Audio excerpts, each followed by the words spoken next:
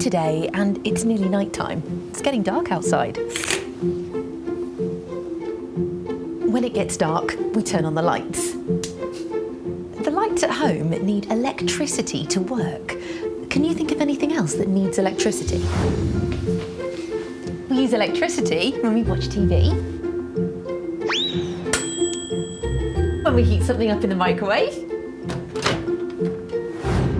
and we can even use electricity to run a car. This is an electric car, and it gets its energy from electricity to work. But how does an electric car use electricity to move? Do you know how an electric car works? Let's find out. How does it work? Electric car.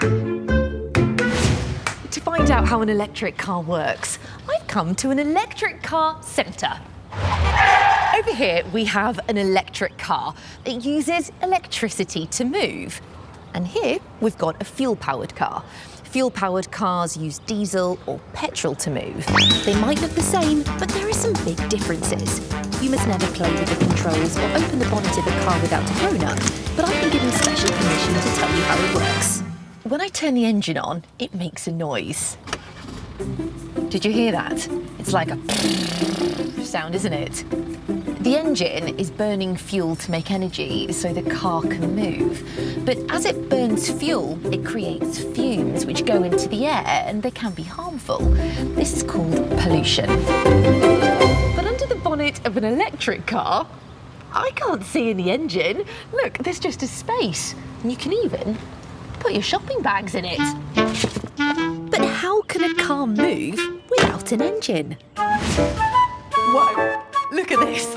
It's the skeleton of an electric car. The windows, doors and the body have all been taken off. So that means we can see inside it.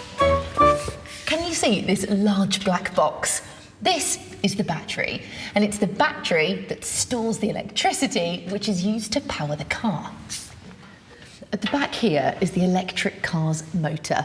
It uses electricity from the car's battery to turn, and that will make the wheels turn so the car moves. Right, I think it's time we took an electric car for a drive.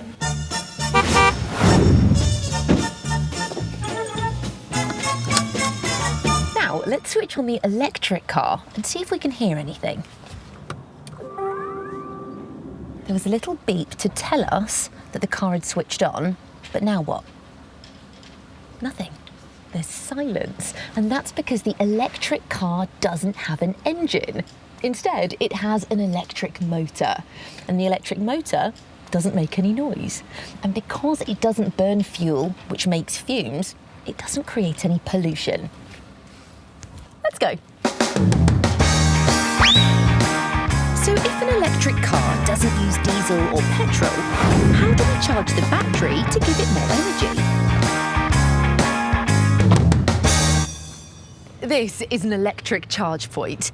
You must never go near or play with a charge point, but I've got special permission to show you how this one works. To charge the car, I need one of these. It's called a charging cable. This is what we use to connect the charging point to the car.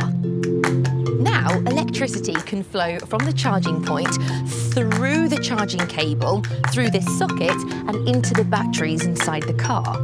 The batteries will store electricity and use it for when the car needs to move. But how does the electricity in the batteries move the car?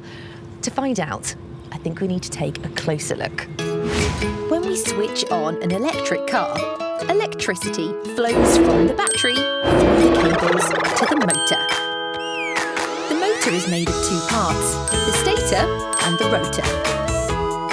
An electric current goes through metal coils.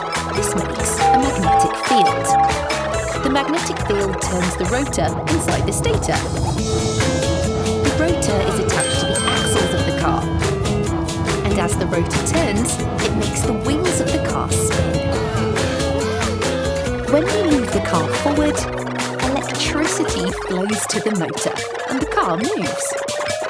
When we brake and slow the car down, some electric cars recycle the energy from braking. and the energy is stored inside the battery to be used to power the car again. That is so clever. Can you see the screen just here?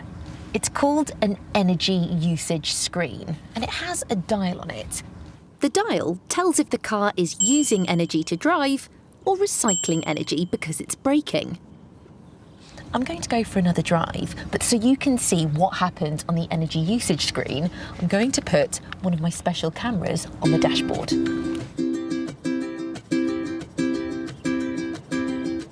Now ready to go.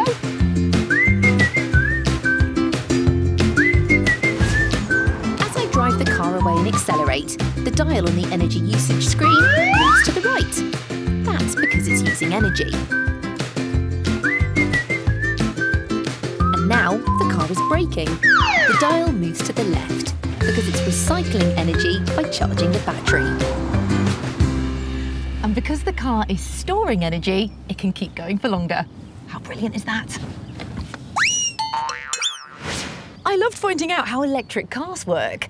What was your favourite part? Can you remember the name of the part of the car that stores electrical energy to move the car forward? That's right, the battery. Do you remember the sound the electric car made when I turned it on? It made a little bleep. And did you see the energy usage screen on my special camera? It moved right when I was driving and left when it was recycling energy.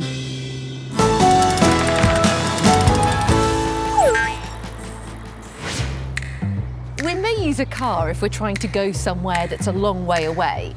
But often, if something's close by, I like to walk. I like to walk in all weathers. When it's raining, if it's a sunny day like today, and even when it's windy. We can feel the wind blowing, but do you know how wind is made? Let's find out. How is it made? Wind. To find out how wind is made, I've come to the seaside!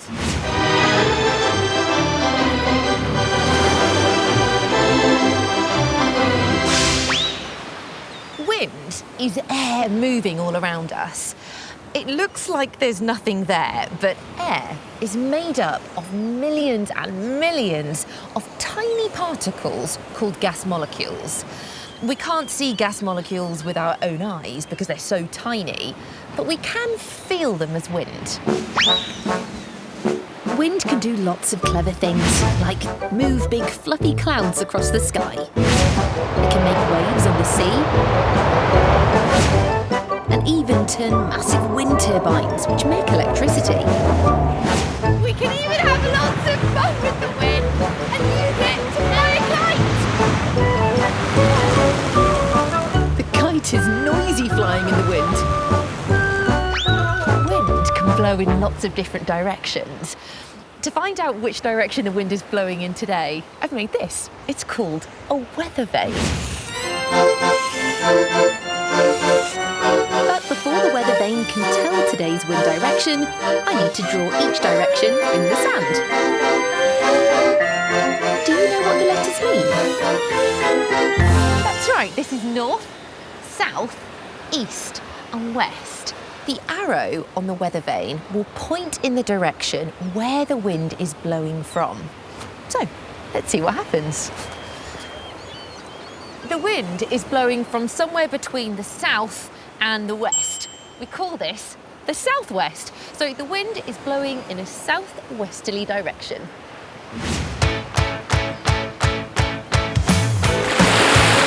We can also make wind using a fan. When I turn this on, the blades spin round and round really fast. And the blades push the gas molecules in the air forward.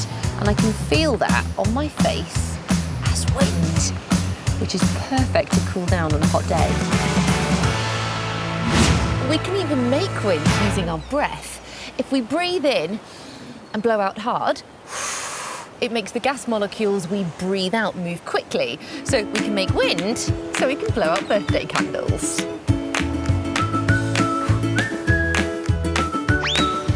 But what makes makes the gas molecules move around us on a windy day? Well, one of the reasons is because our planet Earth, is made up of land and sea. And it's the different temperatures of the land and sea that create winds. To show you the difference in temperature between the land and the sea, I'm going to use one of my special cameras. This is a thermal imaging camera, and it shows us how hot or cold things are. Can you see the sea is purple? That tells us that it's really cold. Now, if we take a look at the land, can you see the difference? It's yellow and orange. That means it's much warmer. The sun heats the land up quicker during the day than the sea. But how can temperature make it windy? The land heats up the air above it, and this warm air rises up. And we say that the area below the warm air has low pressure. The cool air above the sea doesn't rise, and we say that that has a high pressure. When the warm air above the land rises up, it leaves a space. And the cool air with high pressure above the sea can move into it. And we feel this moving air towards the land as wind.